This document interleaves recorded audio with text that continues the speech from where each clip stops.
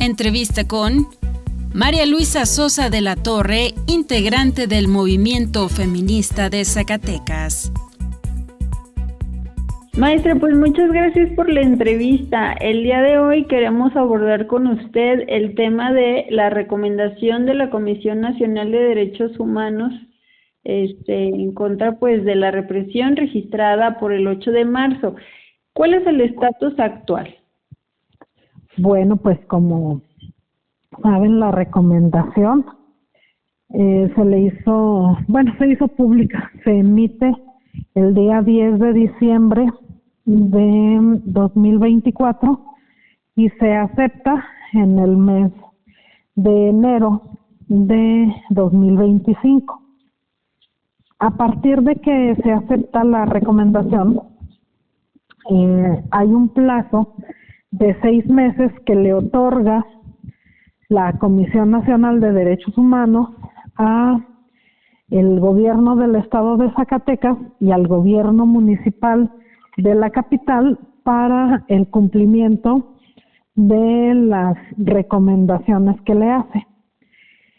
Y pues está vigente, está dentro de ese plazo de 6 meses con los que tiene que demostrar el gobierno del estado que está cumpliendo con eso que se le hace llegar como recomendación. Nosotras, desde que nos enteramos que el gobierno del estado había aceptado la recomendación y que en ese caso estaría aquí en la entidad tanto la Comisión Nacional de Derechos Humanos, que emite la recomendación y tiene la obligación de darle ese cumplimiento en el lapso que le han otorgado, pero tiene que garantizar la Comisión Nacional su cumplimiento. No solo es emitir la recomendación y ya cumplimos, ya la emitimos y listo. No, tiene que estar presente dándole el seguimiento a esa recomendación. Entonces, supimos que iban a venir acompañados de la Secretaría de Gobernación, quien tiene un área específica de derechos humanos dentro de la CEGOV, y que a través de esa área también se suma a coadyuvar que las recomendaciones que se emiten desde la Comisión Nacional pues la cumplan a los entes a los que se les ha hecho esta recomendación por alguna causa. Entonces, cuando nosotros nos enteramos que venían a la entidad, solicitamos a través de un mecanismo que tiene la Secretaría de Gobernación, denominada mecanismo de coadyuvancia entre la Secretaría de Gobernación con la sociedad civil. A través de este mecanismo solicitamos que también se dialogara con nosotras, no solamente llegaran y le dieran seguimiento a la recomendación sin cumplir una situación que establece la ley como derechos de las víctimas. Las víctimas tenemos derecho a ser partícipe en los procesos que tengan que ver con nuestro caso.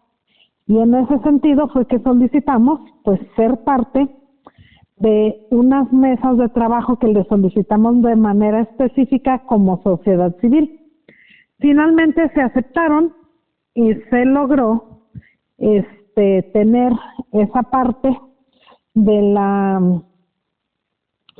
las mesas, y ahí manifestamos lo que ya habíamos hecho público. Primero, que nos parece muy laxa la recomendación, que tiene puntos muy importantes, una investigación pues profunda en algunos puntos, pero que se había quedado corta en hacer responsable únicamente al subsecretario de Seguridad Pública y exigir al secretario de Seguridad Pública una disculpa pública cuando hay un responsable, aquí en la entidad y a quienes nosotras hemos señalado deba también ser sancionado por acción o por omisión.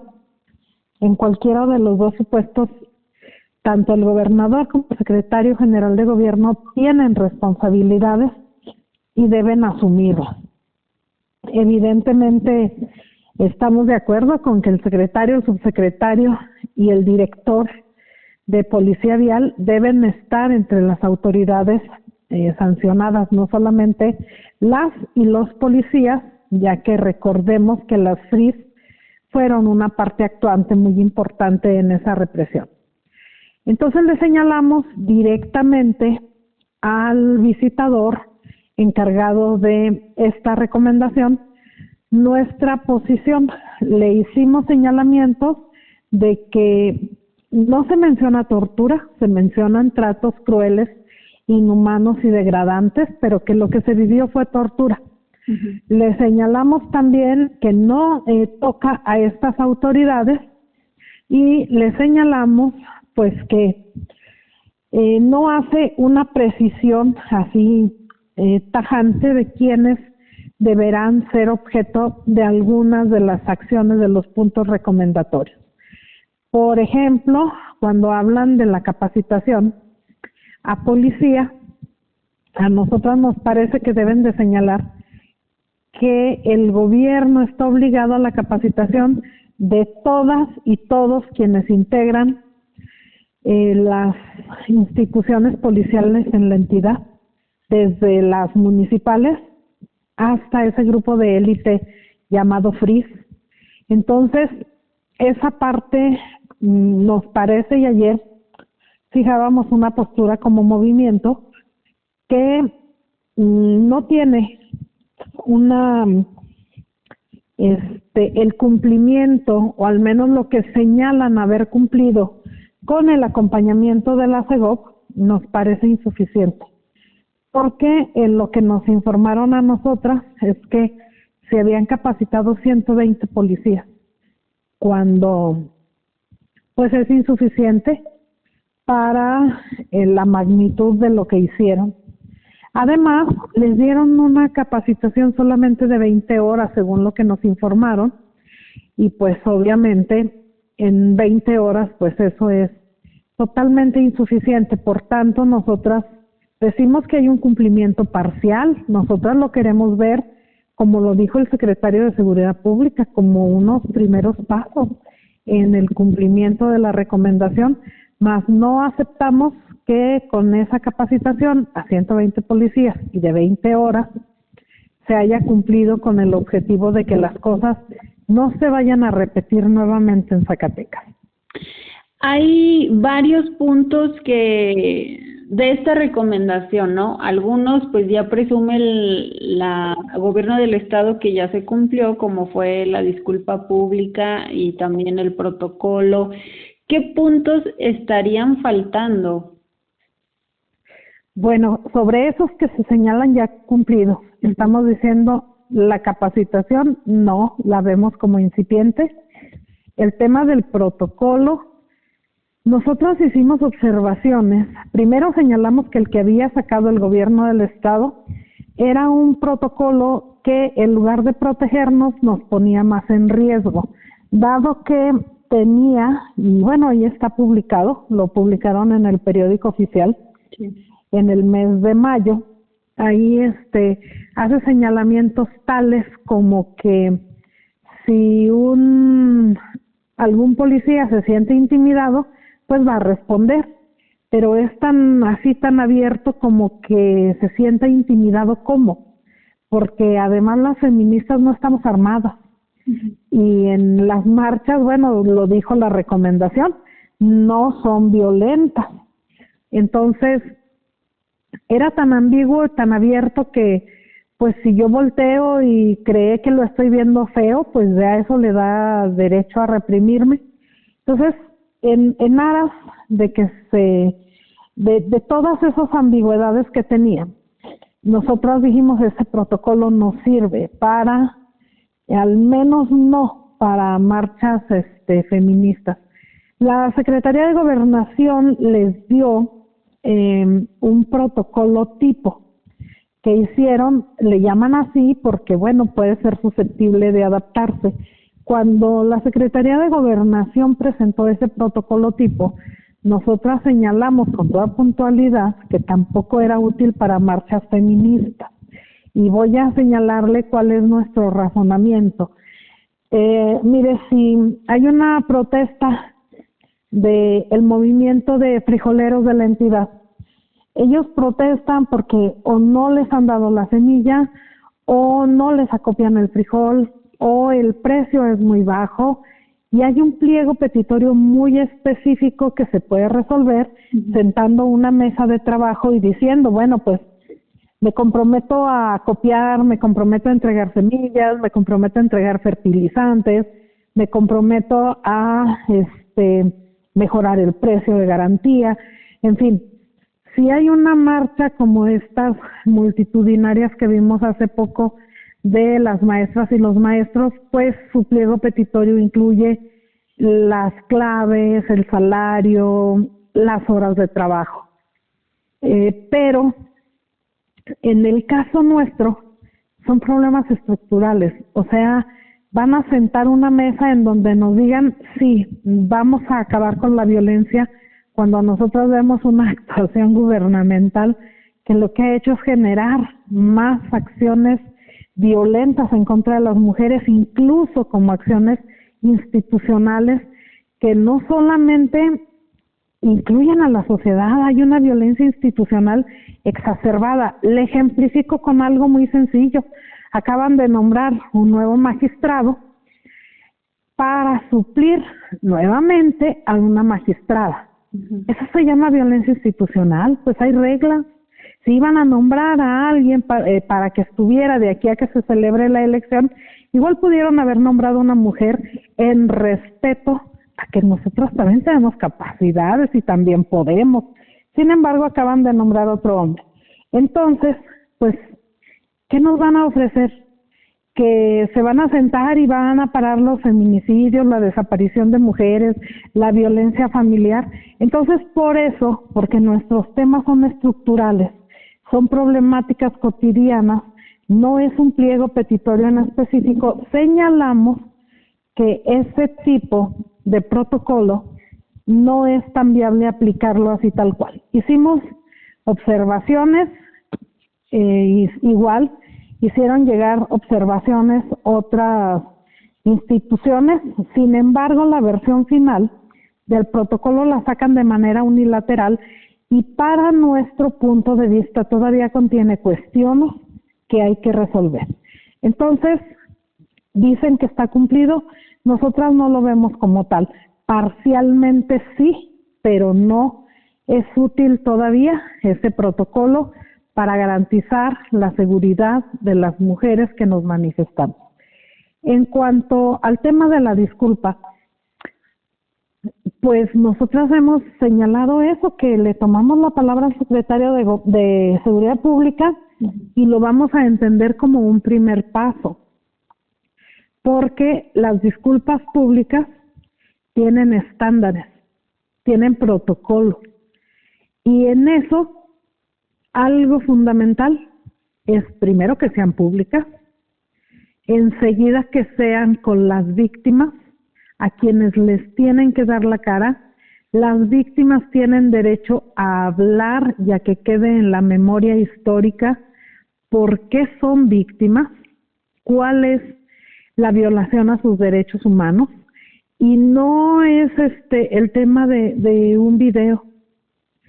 Si eso la Comisión Nacional lo quiere reconocer como cumplimiento, ya le hicimos saber que no estamos de acuerdo. Y en cuanto a puntos que no han iniciado, es que desde el mes de junio de 2024, en el que se emite la medida 33 que reforma la declaratoria de alerta de violencia de género por feminicidio, se les hizo llegar una medida más que se llama medida correctiva. Y ahí les estaban exigiendo ya el protocolo, la capacitación, les estaban exigiendo también que se iniciara el proceso para sancionar administrativamente a quienes participaron de estos hechos. Una cosa es el proceso penal, que lo tiene que llevar la Fiscalía, es la única instancia que tiene que llevar ese proceso penal. Pero hay la indicación de que se iniciaran procesos administrativos. Nosotros sabemos de una, no sabemos porque no se ha hecho público, a quién más se le iniciaron procesos administrativos. Pero procesos administrativos tiene que ver con la acción, pero también quién dio la orden, quién fue omiso en el momento en el que ocurren los hechos. Aquí había toda una cadena de mando. No conocemos de procesos administrativos para sancionar a ninguna autoridad. Sabemos, eso sí, de una agente de policía vial a la que incluso querían llevar al banquillo de los acusados, la Fiscalía, a partir de la identificación que hace el director de policía vial. Una sola reconoce, cuando en los videos es más que obvio quiénes eran los elementos de policía vial que estaban actuando para reprimir. Su uniforme los delataba. Entonces, no hay el cumplimiento tampoco, porque con que sancionen a una o a 10 policías, no vamos a dar por cumplido este punto, porque no se está sancionando a nadie de quienes tenían como cadena de mando la obligación de detener ese hecho. Yo le recuerdo, la agresión inició a las 6:20 de la tarde aproximadamente y se pudo rescatar a las víctimas que se llevaron después de la tortura que vivieron en el callejón a los separos de la policía municipal por el orden de las 10 de la noche. En todas esas horas no hubo una sola autoridad que parara esa violación a los derechos humanos de todas las víctimas directas, y por tanto ahí hay responsabilidades por la omisión. Entonces no hay no son acciones de buena voluntad, es que incumplieron en la protección a los derechos humanos y ahí hay delitos involucrados, por eso está involucrada la Fiscalía. Entonces no han recibido ni sanciones administrativas ni penales, nadie salió a dar la cara en ese momento, nadie fue cesado, nadie fue separado de su cargo, nadie. En Zacatecas fue el único estado donde los hechos quedaron en total impunidad. Entonces, no, ese es el estatus, incumplimiento general con algunos cumplimientos parciales en algunos de los temas.